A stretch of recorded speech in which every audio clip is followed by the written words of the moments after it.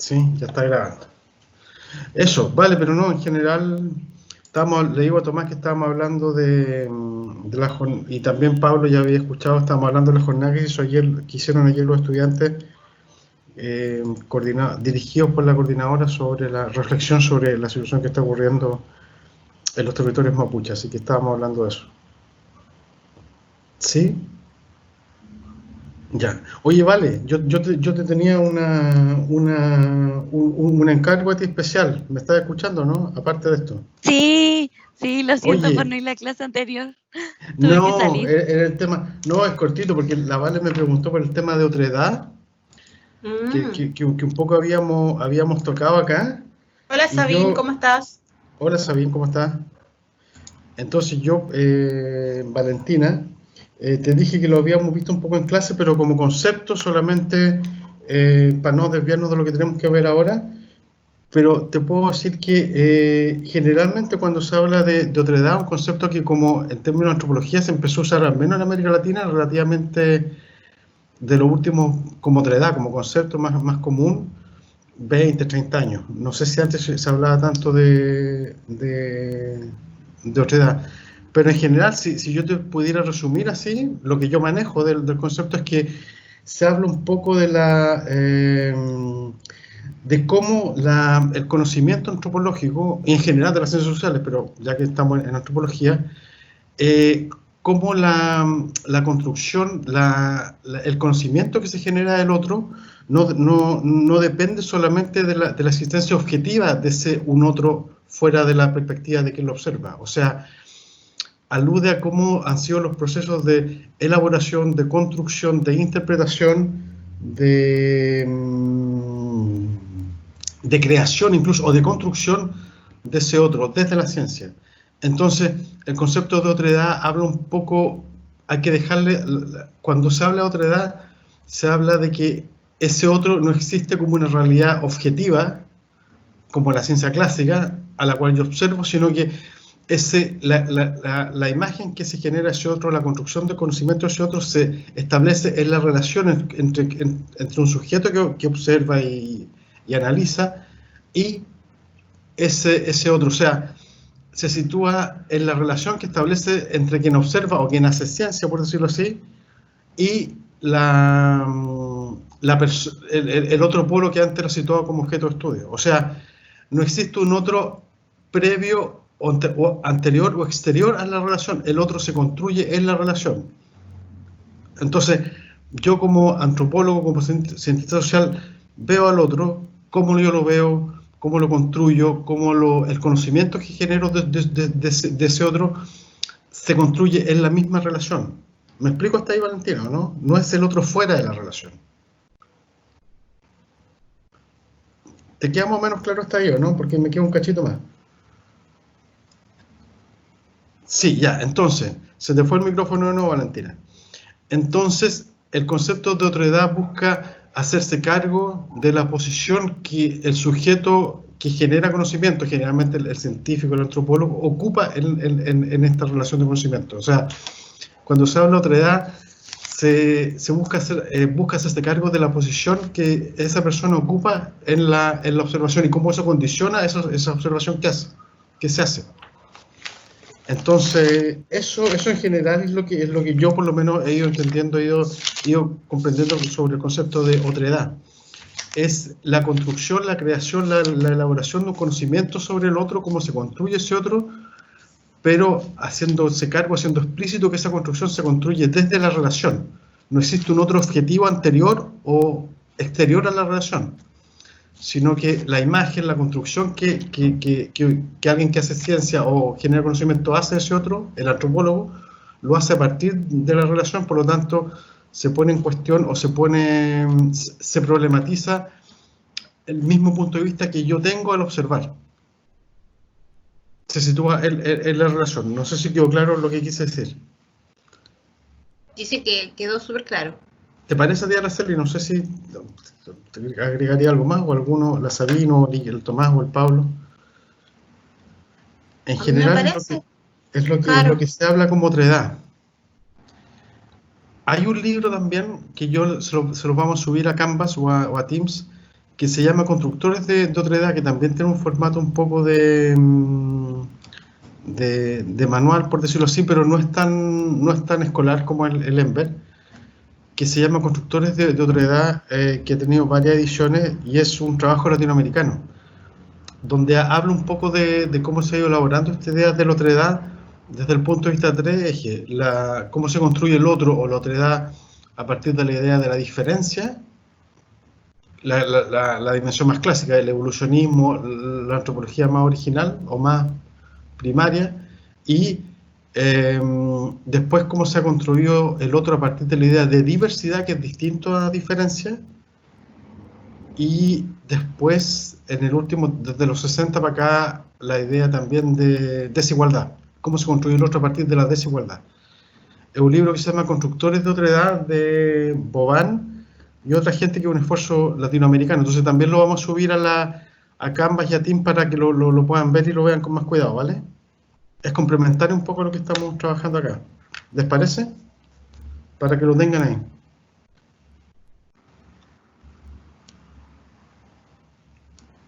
Cierto, yo no sé si vieron ese libro en antropología general el año pasado o en algún otro ramo, ¿no?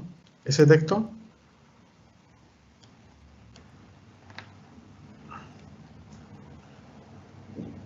Dice que no recuerda si lo leyó. Ya, ok. También se integró Elizabeth Leal, así que saludos a Elizabeth, ¿vale? Bueno, pero lo vamos a subir, pero es un poco, si tuviera que hacer un resumen así muy comprimido de otredad. Ya, pero lo vamos a subir igual y queda ahí para que... Pero básicamente eso, ahí sistematizan cómo se ha construido, con artículos, incluso de cosas de Lévi-Strauss, de cosas clásicas, hasta cosas más contemporáneas, de cómo se construyó el concepto de otredad a partir de la idea de diferencia, en código evolucionista o más clásico, a partir de la idea de la diversidad, un poco más relativista, y por último a partir de la desigualdad, dimensiones de clase, pobreza, en fin. Cómo eso se construye, se ha ido construyendo esa imagen del otro. Sí, bueno, yo creo que, bueno, es bueno ese libro, pero además creo que igual es importante y estar consciente de que, o al menos a mí me parece que el concepto de otredad es como el concepto de cultura, son conceptos súper dinámicos, que van cambiando a través del tiempo, que no existe como una definición fija y absoluta, porque depende mucho de las posiciones, de donde uno se ubique un poco, de cómo defines al otro, porque a veces, como decía el profe, lo define en torno a ti, o sea, la diferencia.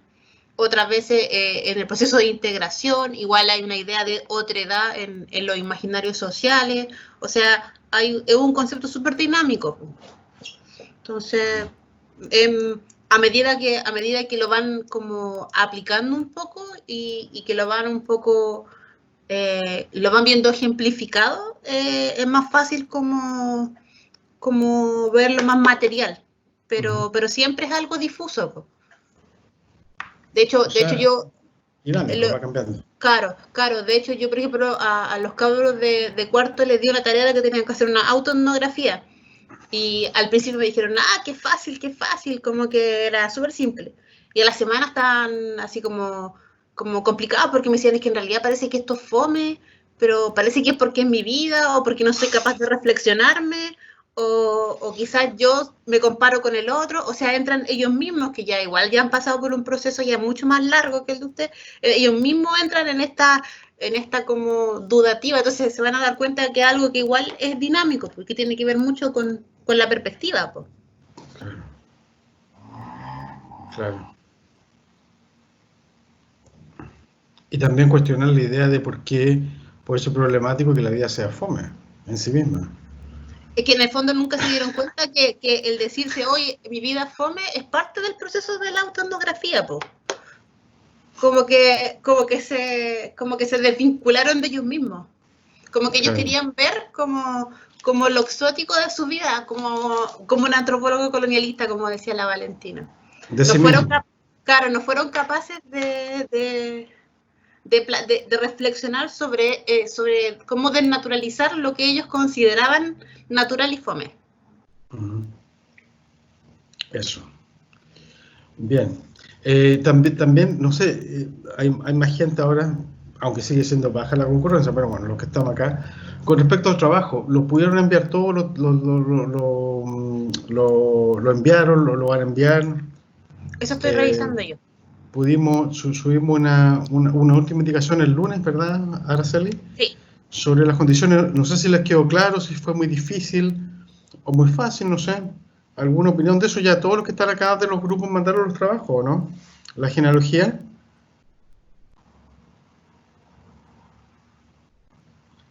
Hay 1 entregado, 2 entregados, 3 entregados.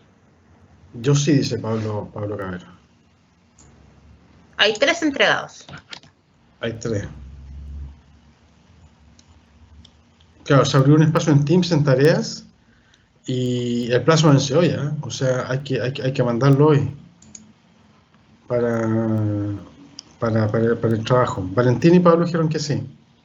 Sí, hay una de Pablo que tiene a Pablo, Isidora Sagredo, Amanda Verdugo y Natalie Vidal.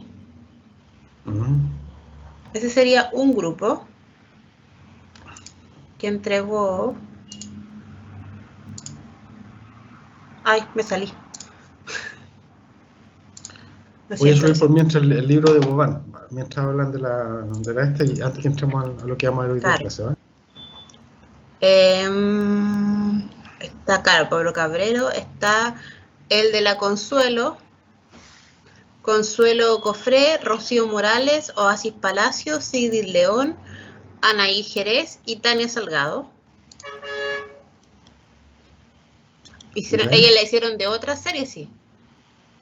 ¿No ¿De qué serie la hicieron? No, pero yo la conozco, se llama Dark. Es una serie que está muy de moda ahora.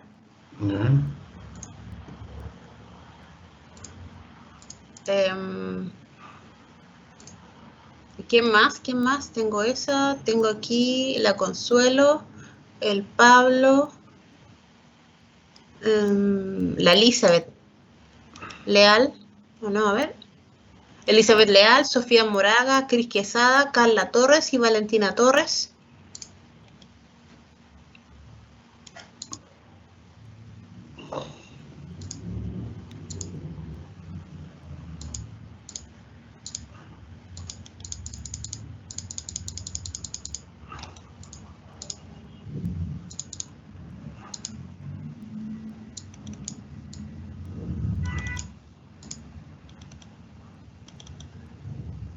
Y eso sería hasta los 3 que teníamos.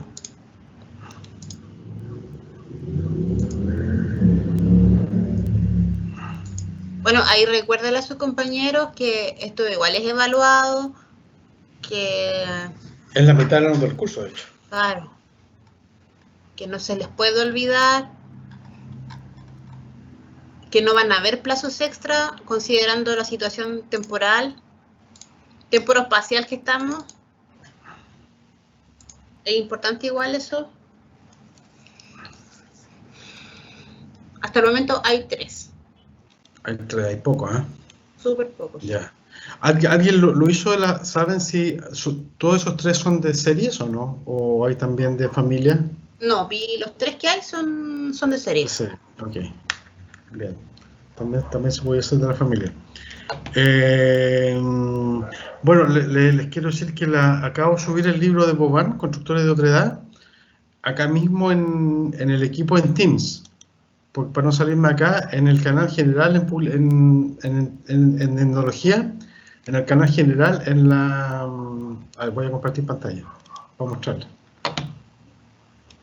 Sí, el de Pablo no era de GOT, era de la familia real europea. ¿De las familias reales europeas? Eso dice. Ya, ok. Estoy compartiendo pantalla, ¿o no? ¿Se ve? Sí. Ya. Miren, aquí en Teams, en el canal, en el equipo de tecnología, en el canal general, porque ahora la conferencia la estamos haciendo en la canal conferencia grabada, en el canal general, en archivos del canal general, ahí está, ese texto. Boban y otros que se llaman Constructores de Otredad, un poco lo que le estaba hablando recién estábamos hablando recién con la Valentina Torres, ¿vale? Ahí lo pueden descargar y lo pueden ver un poco lo que estábamos viendo ahora, ¿sí? La idea de la construcción de la otredad a partir de tres paradigmas clásicos. La diferencia, la diversidad y la desigualdad, ¿vale? Así que ahí lo pueden ver a quien le interesa para que lo pueda ir viendo, ¿vale? Eso. Estamos ahí. Voy a dejar de compartir por metro. Bien. No sé si hay alguna... No, perdón. ¿No? Vale. No, dale. No. Iba a decir que yo creo que igual sería bueno partir nada más con... Bastián Hernández. Hola, Bastián, llegó. ¿Cómo estás? Ya, claro, Pablo dice, es de la familia real europea. Ok. Bastián llegó. Hola, Bastián. Hemos visto dos clases de creencias, esta es la segunda. Hay que decir que mañana también va a haber una clase especial de la parte de creencias, ¿verdad? La serie, podríamos informar eso también. Sí, bueno, es que ya lo habíamos dicho la semana pasada, pues tienen que recordar que habíamos dicho que el jueves pasado iba a ser la clase, pero la corrimos para este jueves, para que tuvieran más tiempo para hacer la genealogía. Así que mañana habría clases en este mismo horario y en este mismo canal. Claro, para ver... Sería la última parte ya de creencias. Pues. De creencias. Para pasar a otros temas, con el apretón que nos quedó después de la reprogramación que tuvimos que hacer cuando volvimos a clase. Yo también les quería preguntar si a partir de lo que vimos la semana pasada sobre totemismo, vinculado básicamente como sistema de creencias tradicional estudiado por la antropología clásica, vinculado a los grupos de filiación, a linaje y clan tan claramente. ¿Quedó alguna duda de eso, no? Si lo pudieron ver, los textos, ¿hay alguna duda específica de eso, no?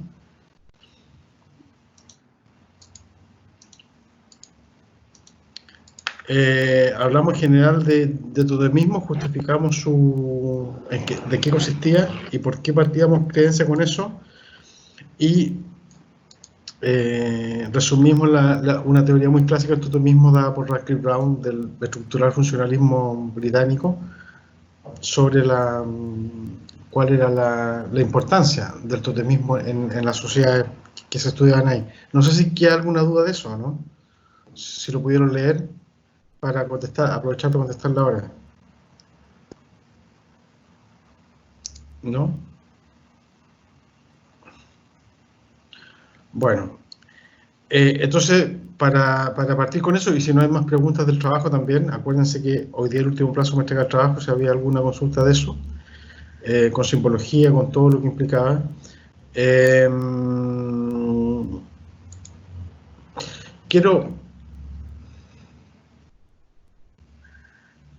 Ya, dice que se tiene que retirar la Valentina.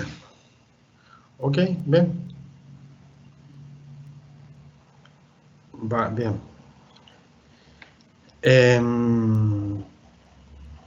Quería preguntarle si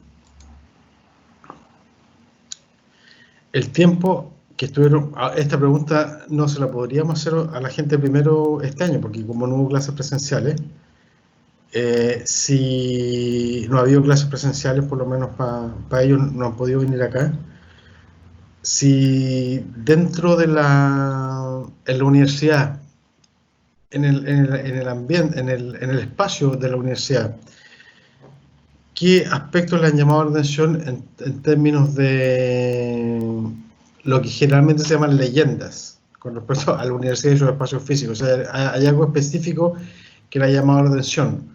Ya sea una superstición específica o alguna prohibición o no, que hayan conversado, que le hayan llegado, que le hayan dicho cuando entraron, del año pasado hasta ahora también, sobre la universidad o la vida universitaria, y particularmente de los espacios físicos de la universidad. ¿No? No sé si parece que no se entiende la pregunta, es media oscura. Sí. ¿Sí? Sí, porque no veo ninguno contestando. Pero, por ejemplo, ¿qué leyendas le dijeron sobre la universidad y los espacios de la universidad? Sobre cosas que se podían hacer o no hacer, cosas que traían buena o mala suerte, para dar más pistas. Es algo muy concreto y muy cotidiano. La Eso, maldición, sí, pues. la maldición de pisar el escudo en el portal. ¿Cómo esa cosa, ven? ¿De qué se trata?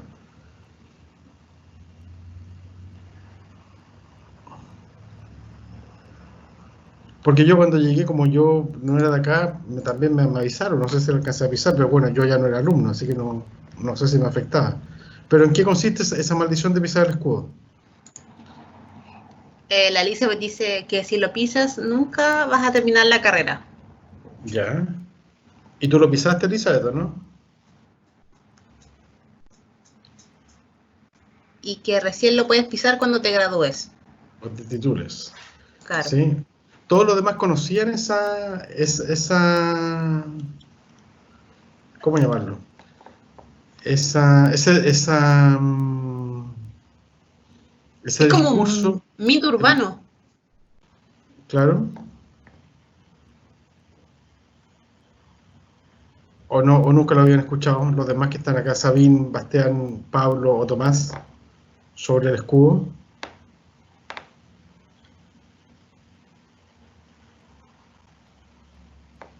Habían escuchado eso mismo, ¿no?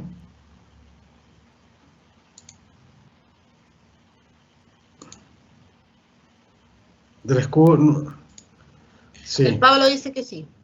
¿Y alguno de ustedes lo pisó o evita pisarlo a pesar de todo eso? ¿O no?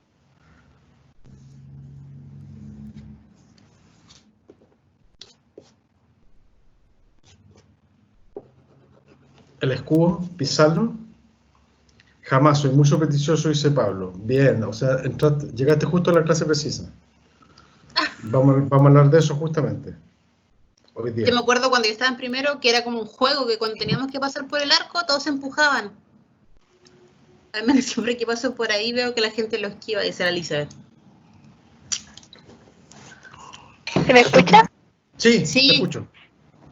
No, quería contar de que este año también escuché que en un mechoneo de los de ingeniería, bueno, el año pasado en realidad, porque este año no fue, este año no me acuerdo, pero la cosa es que lo hicieron pasar por el escudo solamente con los codos porque dicen que tiene que ser específicamente no tocarlo con los pies, porque si pasas como que agachado así como tipo militar, arrastrándose, no vale, entonces lo hacían cruzar a todos por ahí, era una actividad del mechoneo.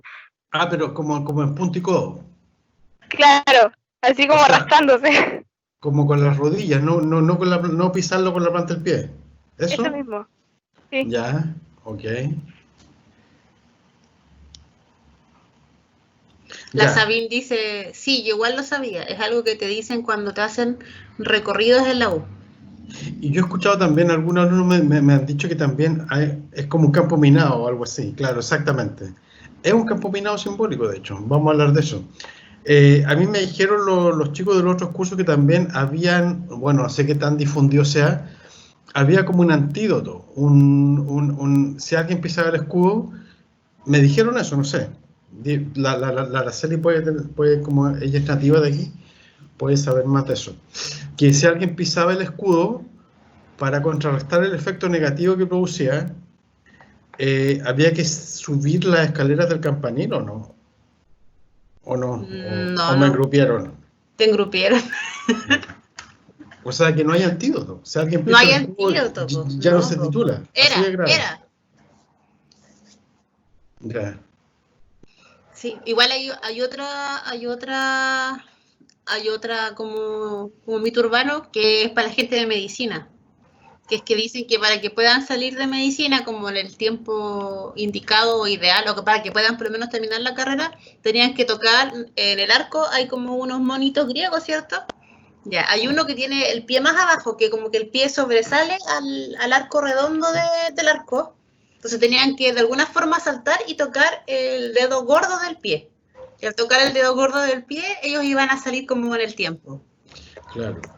El Tomás dice, matar 2 cabras y comentarle al Señor oscuro como antídoto. Sí. Bien, justamente era eso a lo que yo quería llegar, en el sentido de que si hay alguna sanción ritual, como vamos a ver hoy día, por pisar el escudo, debería haber algún antídoto, alguna forma ritual de restablecer, de anular su efecto. Entonces, si no se ha construido, yo siempre espero que los estudiantes de antropología, algún estudiante vivaracho o vivaracha, invente cualquier cuento, lo difunda y lo empieza a operar como antídoto. Y si le resulta, puede cobrar y ahí se hace unos pesitos, no estaría malo. Se convierte en un asesor de superstición para sacar de las desgracias a todos aquellos que tuvieron la mala fortuna de pisar el escudo. Y cobra una comisión. Entonces, Claro.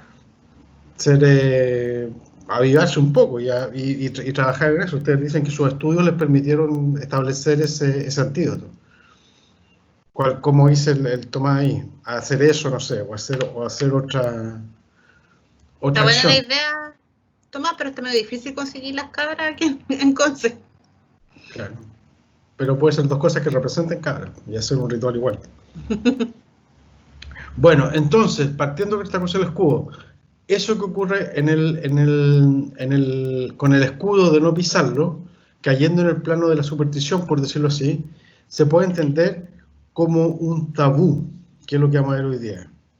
Es tabú pisar el escudo. Si se pisa el escudo, como vamos a ver en alguna materia que vamos a ver hoy día, o como dice Radcliffe Brown, quien sufra esa situación va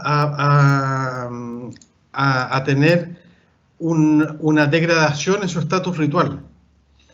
Va a sufrir una pérdida del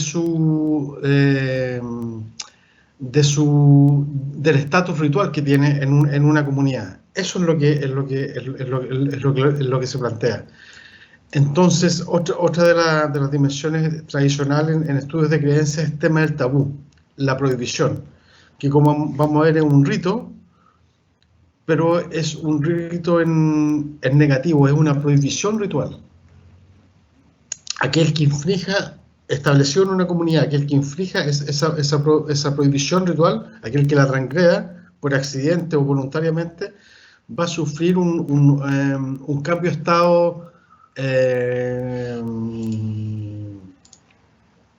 degradante o no deseado en su condición, en su estatus ritual en la comunidad en la que forma parte.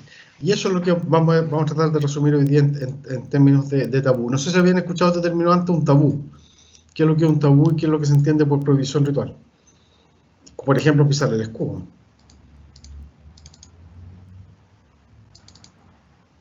¿Sí? ¿Tú estás compartiendo pantalla ahora o no? Sí. Para ir avanzando.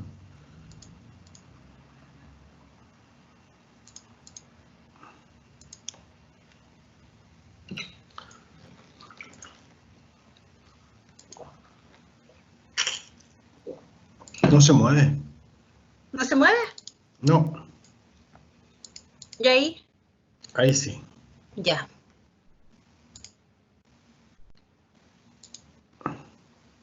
Bueno, primero sí que los antropólogos clásicos, desde el evolucionismo, particularmente Fraser, que fue uno de los que estudió esto, diferenciaban entre magia y religión como un concepto básico. Partir por eso. Sigamos, porque son muy... Fraser es uno de los antropólogos clásicos del evolucionismo también, y que escribió una obra muy larga sobre temas de religión en clave evolucionista, que se llamó La Rama Dorada. En esa obra en general estableció una secuencia, como hacían todos los evolucionistas, desde los estados más primitivos del origen, lo que ellos llamaban eso, hacia la situación actual, pero enfocándose en el tema religioso. Y él decía que en las primeras manifestaciones de esta dimensión de creencia era la magia. Las tribus, las culturas humanas pasaban primero por un estado de magia, por decirlo así, donde se jugaba con el principio de causa-efecto. Si yo hago algo, genera algo, pero de una manera equivocada, o se pensaba en la idea de causa-efecto en una forma errónea o alterada. El efecto se tomaba por causa y al revés.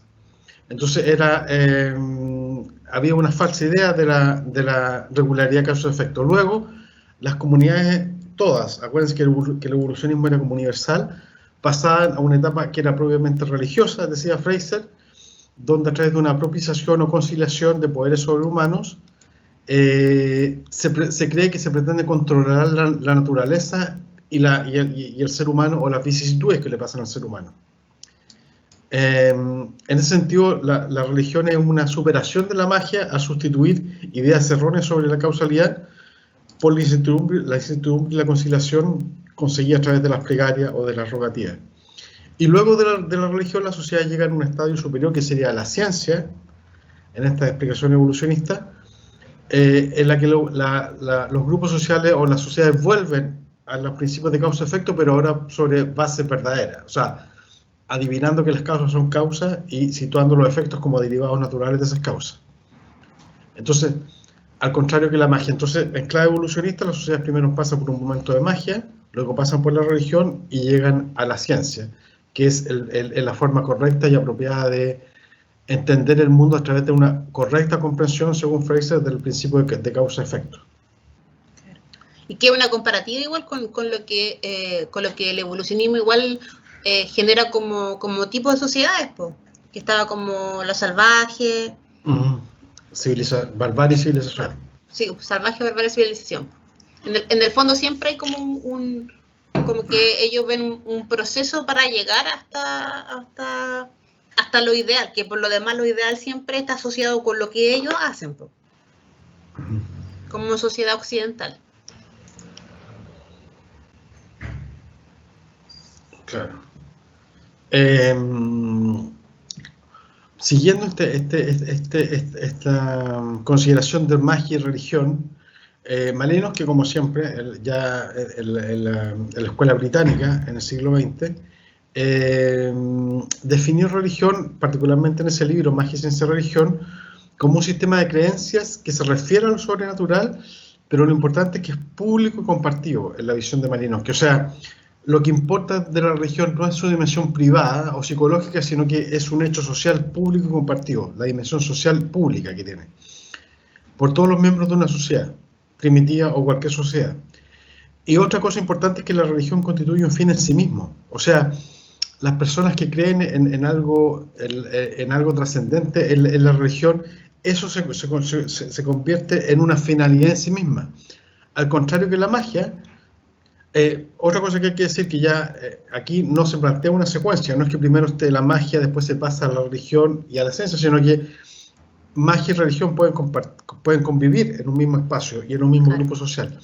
La diferencia es que la religión es pública y compartida, es pública y compartida, y tiene una dimensión más práctica, como sale ahí, una finalidad más práctica. Está destinada a impulsar los poderes sobrenaturales a actuar en una determinada dirección y objetivo. Es más instrumental la magia. Sirve para conseguir algo, es un medio para conseguir algo. La religión se sale del plano del medio y es un fin en sí mismo. Es creer en los términos de creencia, en una salvación o en un cierto orden cósmico, pero en realidad en clave funcionalista, del punto de vista de la sociedad, y siguiendo a Durkheim, la religión sirve para generar solidaridad interna en el grupo. Claro, para generar cohesión y moral. Es el objetivo. Claro. Entonces, la diferencia, según Malinowski, es que la religión primero es pública y compartida, y en un mismo grupo puede haber magia, pero la magia es más instrumental. Es una herramienta para conseguir algo, y la religión no tiene esa dimensión. Y la magia es un medio para alcanzar un fin, y este fin consiste en entregar seguridad y confianza ante situaciones que no pueden controlar. De esta manera, la función de la magia descansaría en la dimensión más bien psicológica. Y aquí, a partir de esta diferencia clásica, hemos citado dos autores brevemente, entre magia y religión, se establecen dos diferentes clases de ritos, los ritos mágicos y los ritos religiosos. Hay rituales mágicos, porque siempre se diferencia magia y religión. El pensamiento evolutivo, particularmente Fraser, lo planteó como una evolución entre estadios, desde la magia pasando por la religión hasta la ciencia, y en el funcionalismo clásico de Malinowski se plantea como un sistema de creencias, pero de carácter más bien instrumental, destinado a brindar seguridad psicológica. No así la religión, que es un fin en sí mismo, que busca que hace a la solidaridad interna del grupo. Entonces ahí se derivan dos tipos de rituales: rituales clásicos, rituales mágicos y rituales religiosos. ¿Hay alguna duda ahora, hasta ahora o no, de estos muchachos, para seguir avanzando?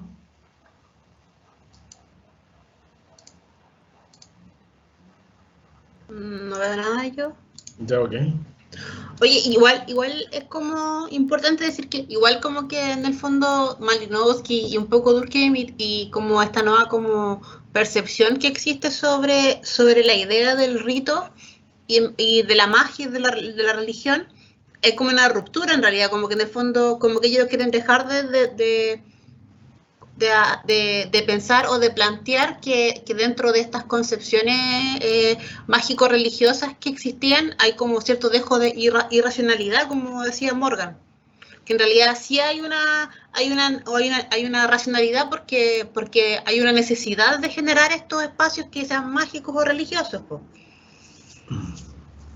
Entonces como que hay una búsqueda un poco, no sé si decir la palabra sea como de validar los sistemas mágicos religiosos, pero sí en el fondo de entender que no son irracionales, que no son como un primer estadio, que tiene que ir evolucionando a través del tiempo, sino que son dinámicas internas sociales, po.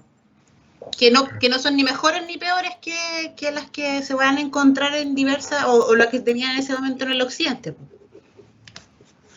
Claro. Y que tienen una como dice Malinowski, una función, un espacio en las sociedades en las cuales está, porque cumplen una función social,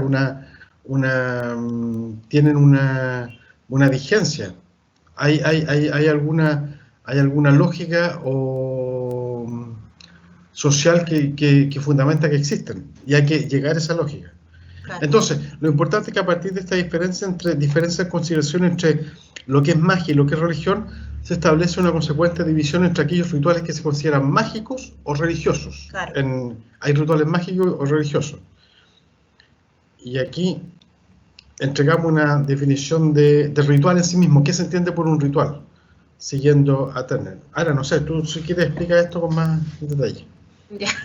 Sí, lo que pasa es que, claro, Turner ya es como un nuevo paso como en esta idea, porque en el fondo como que todos van tomando como la base anterior para poder ir generando o para poder ir dando cierto valor a cosas que quizás la generación anterior pasó un poco como de lado, pues como que primero pasamos con Morgan, que un poco pasó como caminando y dijo esto es irracional, no sirve, después viene Malinowski, Durkheim, que dicen que en realidad sí tiene un valor por sí, que en el fondo genera cohesión, que te da algunos lineamientos morales y todo lo demás, y de aquí viene Turner, que dice que lo que respecta al ritual, oferta su definición entendiendo como ritual sería una conducta formal, prescrita en ocasiones no denominada por la rutina tecnológica y se relaciona con las creencias esenciales o fuerzas místicas. O sea, en el fondo lo que él trata de darnos a entender es que más bien sería una conducta acordada, como formal acordada, prescrita en ocasiones, o sea que tampoco es algo cotidiano. Se entiende que es un proceso, pero no es un proceso cotidiano. El ritual es algo fuera de nuestra cotidianidad y por ende no denominada por las rutinas tecnológicas. Lo que él hace referencia con la idea de rutinas tecnológicas es en el fondo como al simbolismo que se le da a este espacio, el símbolo de especial que tiene cada uno de estos rituales, porque Turner después, en específico, él se dedica solo a trabajar con los rituales y como su proceso. Y además, él dice, claro, generalmente está relacionada con creencias en seres o fuerzas místicas.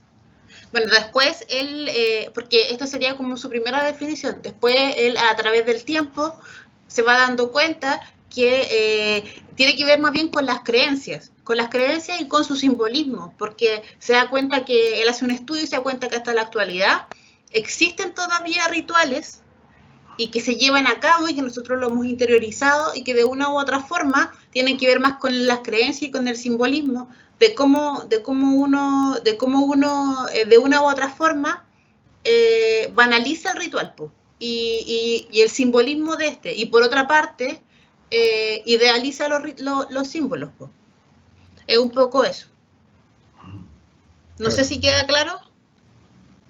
Quedó claro, ¿no? Pero básicamente lo que se afirma es una continuidad con la idea general del ritual, que no es algo que dependa de algo individual, aunque sí, aunque hay rituales individuales también.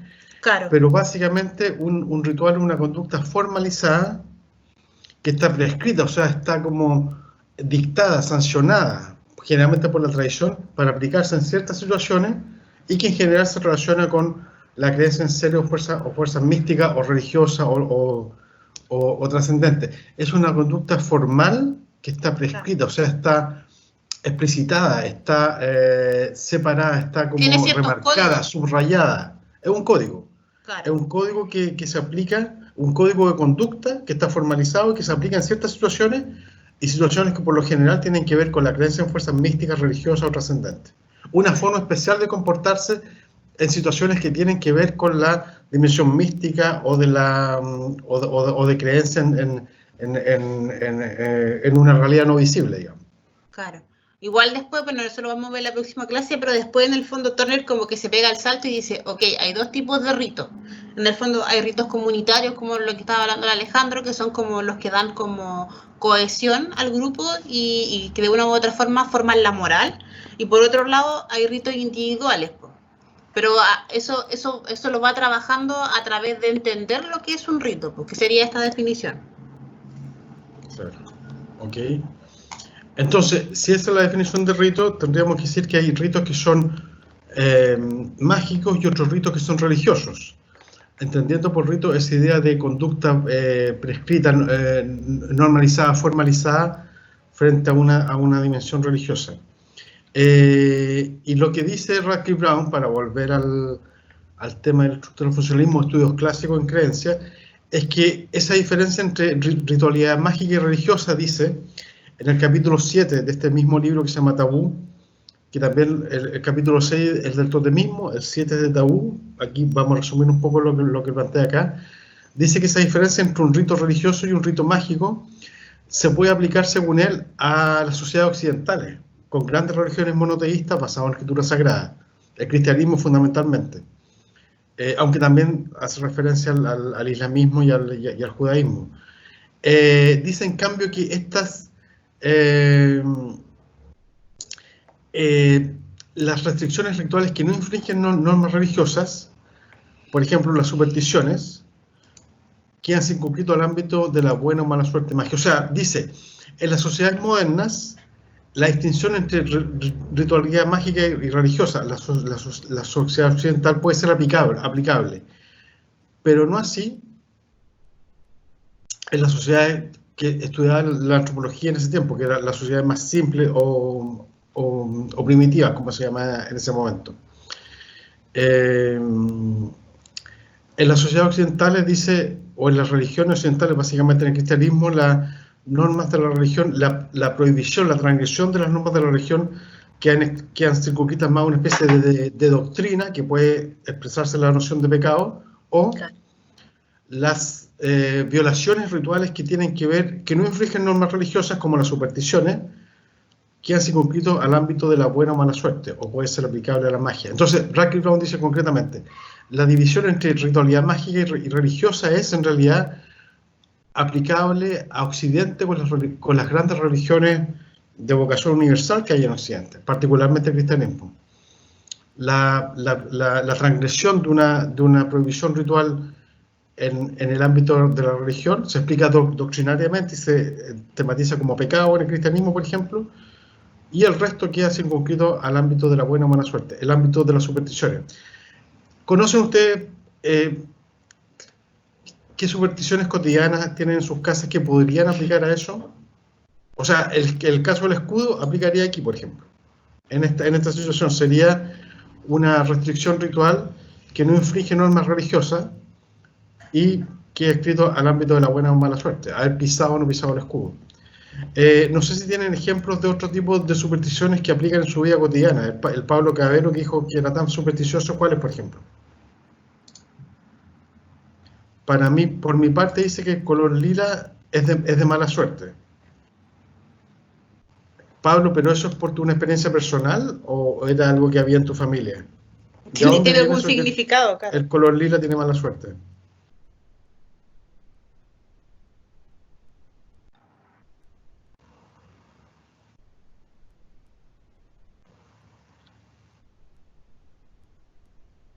Ah, es como una Es tradición como una familiar. tradición familiar, exactamente.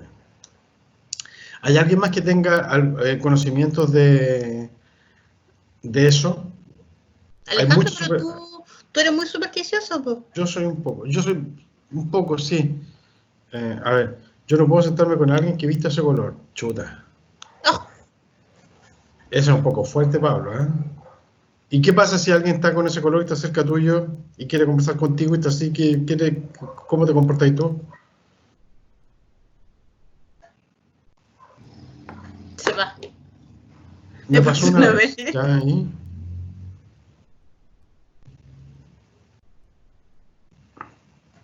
¿Y qué hiciste? Y es como una fobia. Ya.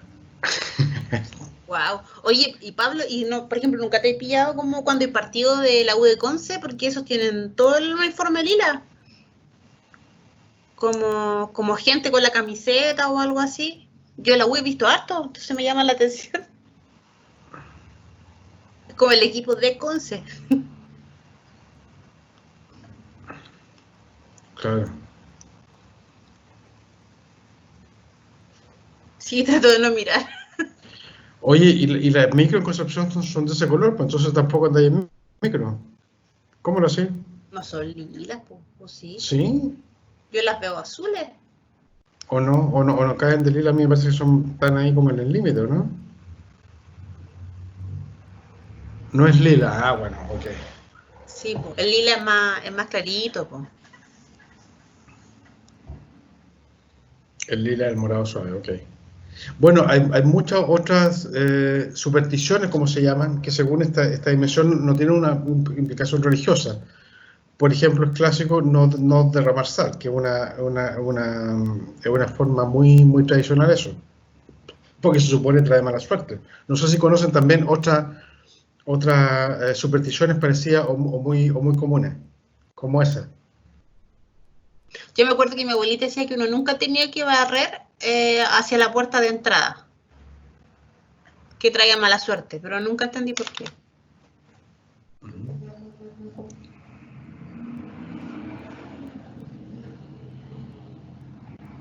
Claro.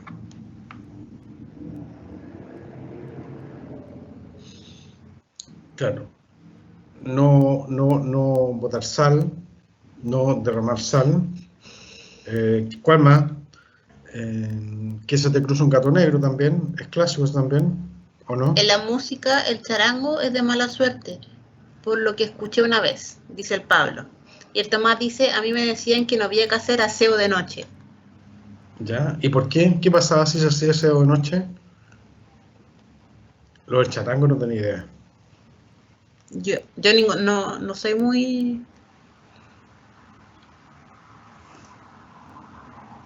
La Elizabeth dice, mi abuela en Año Nuevo daba una vuelta a la cuadra con una maleta. Ah, yo sí eso igual lo he escuchado. O por ejemplo, mis papás comían lentejas para Año Nuevo, pero no sé qué significa eso. ¿Trae un duende o algo así? No, el tema de hacer aseo de noche, como que despierta a los duendes, los activa, algo así, Tomás. Como que uno los deja pasar.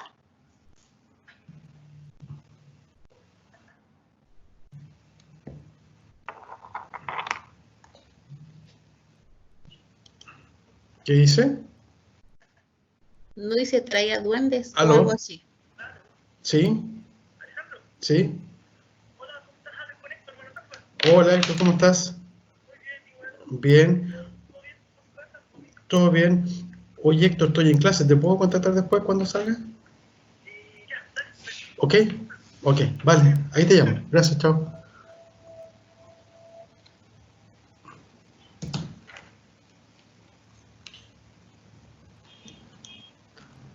Oye, pero Tomás, ¿Qué como que en dice? el fondo que traía duendes. Como que Claro. uno cuando hace aseo de noche atrae a los duendes, pues, para que entren a la casa, algo así.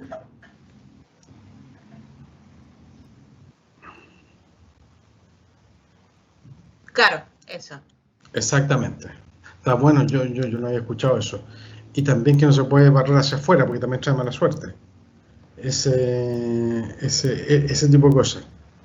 Bueno, Radcliffe Brown decía que, de partida, la diferencia entre actos rituales religiosos o mágicos, se pueden, como estos, por ejemplo, se pueden distinguir en sociedades occidentales, pero no en aquellas que estudió la antropología clásica, sociedades simples o no occidentales. Distinción entre actos que considerados pecados o que transgreden una norma moral y que a la vez traen mala suerte, se confunden en estas sociedades, dice Radcliffe, en una misma, forman parte de una misma realidad. O sea, una transgresión moral también trae mala suerte, a eso se refiere, ambas cosas. Y el fenómeno del tabú, que partimos esta clase, por ejemplo, el tema de no pisar el escudo, en sociedades tradicionales, explicaría esto, ilustraría esto. Bueno, tabú, ustedes saben, es una palabra polinésica de las islas del Pacífico y significa prohibido o prohibir.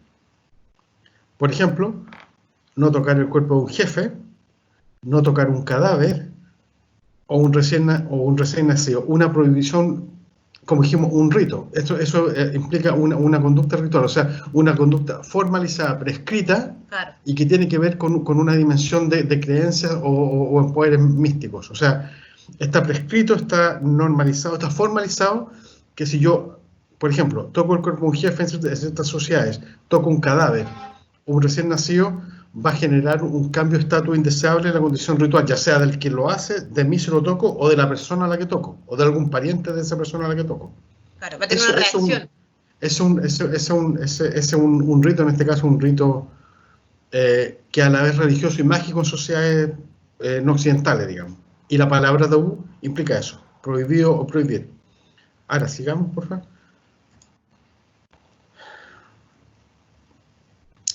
Entonces, Radcliffe Brown, básicamente, vamos a resumir esto para no hacerlo tan largo. Para el concepto de tabú, la idea de prohibir, propone el concepto de limitación ritual o prohibición ritual. Una prohibición ritual es una regla de conducta que se asocia a la creencia de que una infracción al tabú, o sea, en este caso pisar el escudo, provocará un cambio indeseable en el estatus ritual de la persona que viola la regla. Si yo infrinjo esa prohibición que se me está aplicando sobre lo que hay tabú, si toco el cuerpo de un jefe, si toco un cadáver o toco un recién nacido, va a provocar un cambio indeseable en el estatus ritual de la persona que viola la regla. En este sentido, cualquier cosa que sea objeto de evitación ritual o tabú, en el fondo tabú es una evitación ritual, puede decirse que tiene valor ritual. O sea, el tabú es una conducta ritual que prohíbe ciertas cosas, que marca un punto en que yo no puedo hacer algo. Ahora, lo importante es por qué una sociedad marca esas situaciones y cuál es el valor social de eso, porque ahí entra la antropología. De esta manera, una prohibición ritual marca el reverso de la relación ritual que un grupo tiene con su tótem, por ejemplo. ¿Se acuerdan lo que vimos en totemismo, que era distinto? Entonces, una prohibición ritual es un rito, pero en negativo. En negativo. O sea, cuando una situación ritual está planteada en negativo, no pisar el escudo, no botar sal, etc., no barrer, tocar al jefe, no tocar al jefe, no tocar un cadáver, un recién nacido, etc., eso, una prohibición ritual, o sea, un tabú, es un rito en negativo. Y ya sea en negativo o en positivo, estas expresiones forman parte de las relaciones rituales que un grupo establece con aquellas dimensiones que son críticas para su persistencia como grupo. Eso lo vimos en la clase pasada, también con Radcliffe Brown, sobre el tema del totemismo, que se basaba en una relación general de relaciones rituales de solidaridad entre segmentos de las sociedades con segmentos de la naturaleza, y que esa ritualización de la relación con la naturaleza era porque se ritualizaba todo aquello que era crítico, era importante para el sostenimiento del mismo grupo. Y dice Radcliffe Brown, existe una relación ritual siempre que la sociedad impone a sus miembros una cierta actitud hacia un objeto implicando tal actitud cierta medida de respeto, expresada en una forma tradicional de conducta de respeto hacia tal objeto. En el caso del escudo, ¿cuál sería eso? El mismo hecho de creer la creencia, o sea, no pisar el escudo, marcaría esa actitud de respeto. Claro. Y como que en el fondo la prohibición, el tabú sería no pisar el escudo. Y por otro lado el rito sería que una vez cuando uno se titula, pisa el escudo. Claro. Como el positivo. Claro. En general dice que a pesar de que hay ritos privados, y seguramente van a ver algo de eso mañana, se va a ver algo de eso en la clase de mañana, en general el ritual también tiene una dimensión pública, o sea, socialmente compartida. Y los miembros de una sociedad en general tienen cierto tipo de acuerdos sobre el valor ritual que se atribuye a determinados objetos. Los actos rituales referidos a estos objetos son algo más que meros actos mecánicos, ya que contienen, en todos los casos, un elemento simbólico expresivo. O sea, no es solamente el acto mecánico de no pisar el escudo, sino que eso es todo un símbolo, una expresión, en este caso, de mala suerte. Por lo tanto, para estudiar un ritual, o un ritual en negativo, como sería el caso del tabú, ese estudio debe centrarse en el significado, lo que significa, y no el aparente propósito o motivo. Por ejemplo, un ritual para hacer llover no es el fin explícito o declarado o racionalizado de para qué se hace algo, no es lo que hay que estudiar, sino que es su significado social, que no es evidente muchas veces en el discurso. Eso ahora, no veo la última parte porque tengo una barra ahí. ¿Ahí sí? Sí, ahí está bien. Entonces hay que buscar el significado, todo lo que tiene un significado, un símbolo, y el significado es cualquier cosa que se exprese en un símbolo. Entonces, el método que propone Radcliffe Brown para estudiar el valor ritual es el siguiente: considerar los ritos como expresiones simbólicas que poseen un significado que es social, y luego de eso intentar descubrir las funciones sociales. ¿Para qué sirve, por ejemplo, diferentes ritos o ritos negativos, una prohibición ritual en una sociedad? O sea, tratar de entender por qué es que eso se transforma en un rito, o cuál es el valor simbólico social. Por ejemplo, yo he escuchado mucho el tema del arco, porque dicen que se inventó como esta historia para que no pisaran el mosaico del arco y no se desgastara. Y sería una explicación relativamente coherente, y sería una de las funciones, pues. Claro. Entonces, cuando en una sociedad se utiliza, dice Radcliffe Brown, un mismo símbolo en contextos diferentes y en distintos tipos de ocasiones, descubriendo el significado de eso, existe un elemento común de significado que está en ese símbolo, pero que se presenta en diferentes situaciones sociales. Y comparando los diferentes usos del símbolo, podemos descubrir cuál es el elemento en común. Por ejemplo, aquí vamos al ejemplo.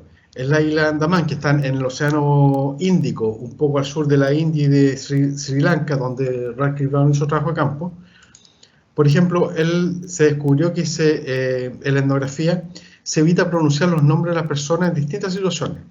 O sea, hay un tabú sobre pronunciar el nombre de las personas en distintas situaciones sociales. Por ejemplo, cuando una pareja está esperando un hijo y hasta poco después que nace el hijo, nadie puede usar el nombre de los padres.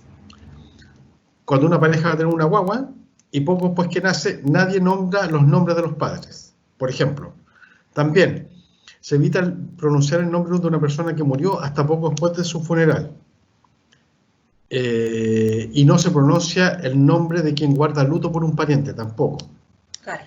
Y se evitan los nombres de las y los jóvenes que se están sometidos a ceremonias de adolescencia. O sea, cuando se marca el rito de paso a la adultez. O sea, en todas esas situaciones, en esa isla, lo que él estudió, se evita nombrar el nombre de las personas. ¿Vale? O sea, en diferentes situaciones sociales aparece el mismo símbolo, el mismo tabú, el mismo ritual negativo, no pronunciar el nombre. ¿Y por qué pasa eso? Esa es la pregunta. Puede ser una casualidad, pero son como puras situaciones rituales igual, po. Claro. Como que que nazca alguien, que muera alguien, que estén pasando del proceso de niñez, adolescencia. son procesos rituales igual. Claro. Entonces, ¿por qué esta variedad se da el mismo símbolo en distintas situaciones sociales? Dice que para los andamanenses en la isla Andamán, el nombre personal es un símbolo de la personalidad social, o sea, mi nombre simboliza la posición que yo ocupo como individuo en la estructura social y en la vida social. Entonces, al evitar el nombre personal, se está reconociendo simbólicamente el hecho de que por un tiempo la persona no está ocupando una posición normal en la vida social. Está ocupando una posición un poco límite. Claro. Los nacimientos y las muertes. Entonces, al evitar nombrar eso, la sociedad está diciendo, estos son momentos importantes de la vida social de una persona, y por eso se evita el nombre. Una persona cuya nombre se evita temporalmente se considera que tiene momentáneamente un estatus ritual anormal. Está en situaciones límite, ya sea porque tuvieron un hijo recién, o porque se murieron recién, o tienen un pariente muerto recién, y en ese tipo de sociedades se considera una posición no normal en la vida, y por eso se marca. ¿Y cómo se marca? En negativo, evitando pronunciar el nombre. Un rito negativo, un tabú. Entonces, hay una semejanza que no es común a los andamanenses, sino que en muchas culturas, en verdad, entre estos dos tipos de situaciones, el nacimiento y la muerte. Son dos situaciones límite, socialmente, y por eso se marcan de una manera y tienen valores rituales semejantes. Por eso la prohibición del nombre se da tanto en los nacimientos como en las muertes, afectando todo el entorno de las personas vinculadas con quien nace o con quien muere. ¿Sí? Entonces, los padres del recién nacido, como los parientes en duelo porque alguien murió, se hallan en una situación ritual anormal. Y eso se marca socialmente evitando esos nombres. Porque si en esas situaciones rituales anormales, si van a ser padres, si fueron padres recién, o si tienen un pariente muerto recién, si las otras personas los nombran, sus nombres propios, que son el símbolo de la posición que el individuo ocupa en la sociedad, se cree que es probable que esas personas sufran alguna desgracia. Entonces, para protegerse, ritualmente se evita pronunciar el nombre. De la misma manera que nosotros pensamos que si derramamos sal nos va a traer mala suerte. O si pisamos el escudo, no nos vamos a titular acá. Entonces, se considera que es probable que sufran alguna desgracia. Y por lo tanto, se observan algunas precauciones rituales. Aparte de no nombrarlos por el resto, ellos mismos, los padres de un hijo por nacer o los parientes de un muerto, evitan ciertos alimentos durante esos periodos, y los conocidos contribuyen a ello, a que no caigan en desgracia, no pronunciando el nombre. ¿Se entiende? O sea, perdón, dale. No, es que ahí en el fondo como que se ve un poco lo que decíamos delante, porque en el fondo tiene como una doble percepción el tema de los ritos, porque por un lado están estas personas que están pasando por los ritos esenciales, que son nacimiento o muerte, y por otro lado está como el rito social, donde los conocidos contribuyen con un tabú, que sería un rito negativo, al proceso del rito. Claro. A protegerse. Claro. O sea, en el fondo tiene una doble dimensión, una dimensión más como comunitaria y una dimensión como más individual. Claro. Queda claro, ¿no? ¿Hay alguna duda al respecto, no? No sé, yo no estaba viendo el chat, estaba viendo la pantalla. No, yo estoy viendo el chat. ¿O les parece que tiene alguna vinculación con el ejemplo que pusimos de no pisar el escudo? O sea, ¿por qué la antropología clásica estudió este tema de las prohibiciones rituales o de los tabús en los grupos que estudiaba en ese momento y las explicaciones que se dieron? Eso estamos viendo. El totemismo estaba más vinculado con los grupos de filiación, los linajes, los clanes, pero también en esta sociedad habían ritos. Bueno, el mismo totemismo también estaba lleno de ritos, pero habían particularmente ritos negativos, y eso es lo que estamos viendo ahora a través de la dimensión del tabú. Por ejemplo, cuando hablamos del tabú del incesto. El tabú del incesto. Exactamente.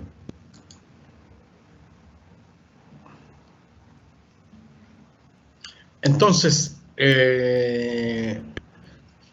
Radcliffe Brown, la explicación que daba a la ritualidad y los valores rituales a través de su relación, decía que estaban la importancia de los valores rituales y de los ritos en esta sociedad estaba muy relacionada a la contribución que hacen a la constitución de una comunidad humana.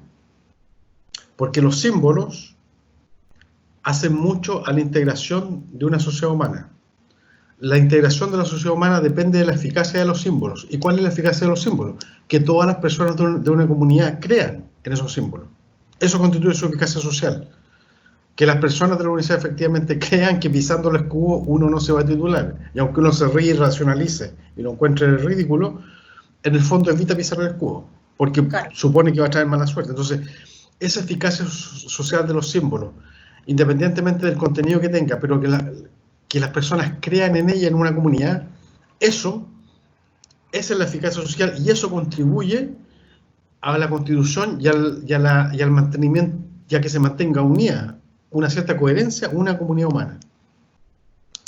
Entonces, los tabús en la isla Andamán sobre la prohibición del nombre que se aplican al nacimiento y la muerte son el reconocimiento obligatorio social en una forma simbólica regularizada, o sea, evitar pronunciar el nombre, que las personas coman ciertos alimentos, eso es una forma simbólica regularizada del significado y la importancia que esos hechos tienen para la comunidad.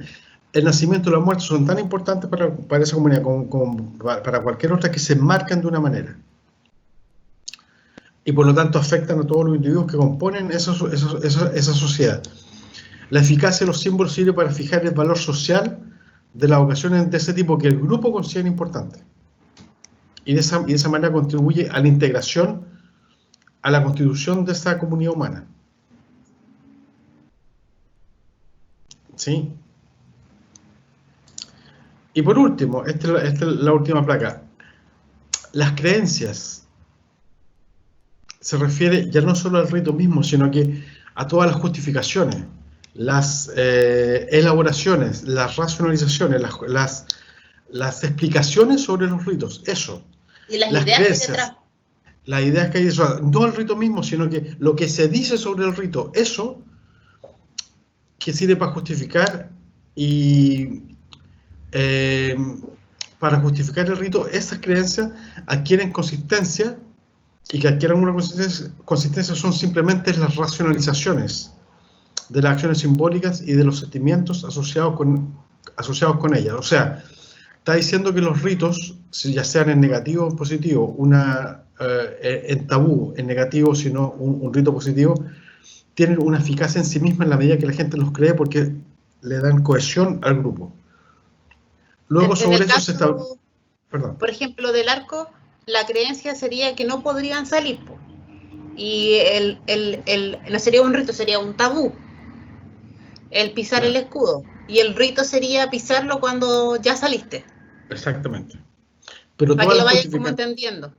Las justificaciones, las creencias de por qué esto es importante, o de dónde se originó este mito, por ejemplo, eso en realidad son racionalizaciones posteriores de la acción simbólica misma y de los sentimientos implicados, que tiene una eficacia simbólica que es anterior a la explicación, a la justificación, porque hacen a la cohesión de un grupo. Y en ese sentido dice que el rito y tabú en las sociedades que tradicionalmente estudió la antropología, generalmente la comida tiene un punto importante, porque bueno, la comida es un punto crítico para dado que los alimentos satisfacen el hambre y siempre se marcan de alguna manera, y porque en una sociedad, digamos, sociedades simples, una enorme proporción de actividades se relacionan con la obtención y el consumo de alimentos. Yo creo que se podría pensar un poco también que en sociedades más complejas el tema también sigue vigente, pero en otras formas. Por ejemplo, el tema de las dietas, en fin, o los ritos asociados a las comidas, yo creo que también siguen, se podría estudiar desde otra lógica también, pero digamos, lo que vimos hoy día de superabundancia de alimentos en ciertos sectores de la sociedad, o en ciertas sociedades en el mundo también, se podrían estudiar de otra manera. No sé si con esta lógica, pero sí. O sea, quiero decir, el tema de los alimentos y del hambre, del alimento y que sociedades ya no pasen hambre, si se da en algunos sectores, Sí, o sea, la dimensión de la comida sigue siendo muy importante en cualquier sociedad, no solo por el tema de pasar el umbral del hambre, siempre es muy relevante. De hecho, las conductas rituales en las maneras de mesa siempre son una de las más relevantes, ¿o no? Pero además que la comida juega un rol dentro de la cultura, y un rol importante. En el fondo como que define de una u otra forma, no todas las culturas comen lo mismo, pese a que hay un acceso mucho más global hoy en día a la alimentación. No todas las comidas, o sea, no todas las culturas comen exactamente lo mismo. Y por ejemplo, yo cuando tú estás diciendo esto de los tipos de comida, por ejemplo, yo pienso que quizá en la actualidad como que se invierte un poco y hay creencias con respecto a la comida. Por ejemplo, los vegetarianos, los veganos tienen ciertas creencias. Y esas creencias los llevan a generar tabús, por ejemplo, no comer carne, no comer huevo, ¿cachai? Claro. O no sé si los chiquillos que están aquí han visto alguna conducta ritual con respecto a la comida hoy en día, ya sea en sus casas o en la misma, o con sus mismos compañeros, o en algún otro grupo, no sé.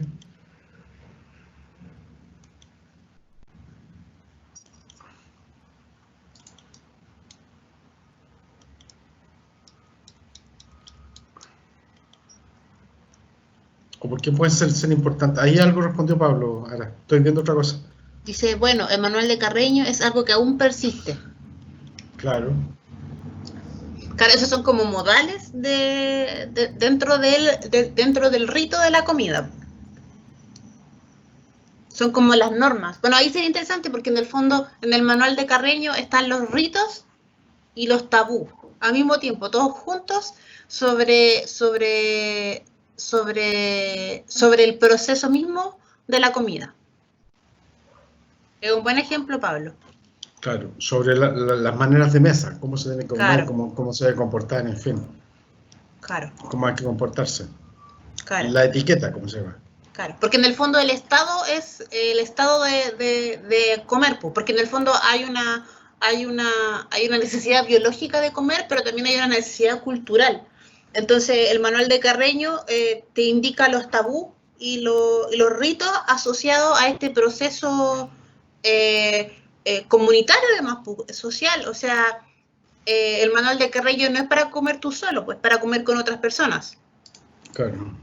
Y aunque estés comiendo tú solo, tenés la sociedad en tu cabeza, o sea, Claro. aplicarías las mismas conductas o prohibiciones. O sea, incluso, si se quiere transgredir una norma, una etiqueta a propósito, en el fondo esa norma esa etiqueta está presente a través de la transgresión, digamos. Claro. O sea, en el fondo tú estás consciente de que te estás transgrediendo una norma.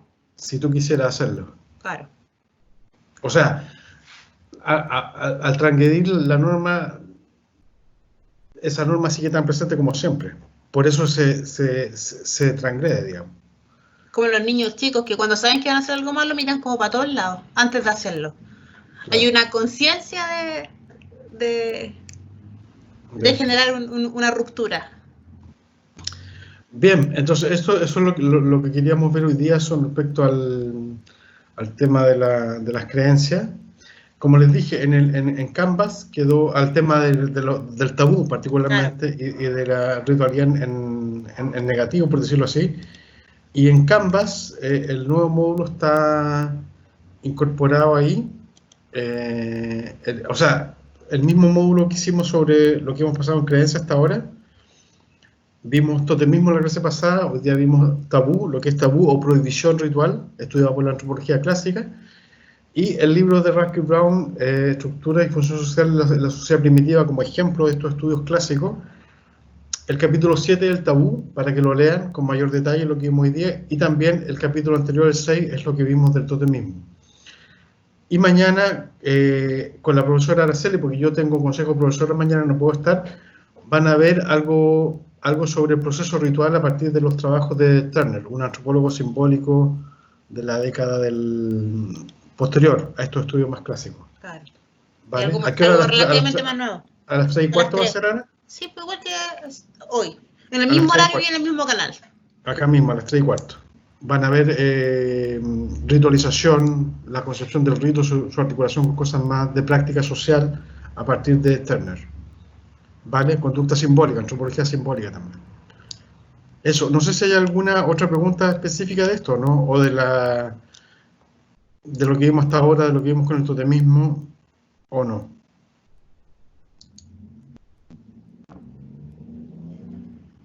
O de los trabajos también. Acuérdense de decirle a sus compañeros que hoy día el plazo para entregar trabajo, habían solamente 3 subidos hasta hace un rato. No sé cómo ha cambiado eso ahora. Voy a mirar.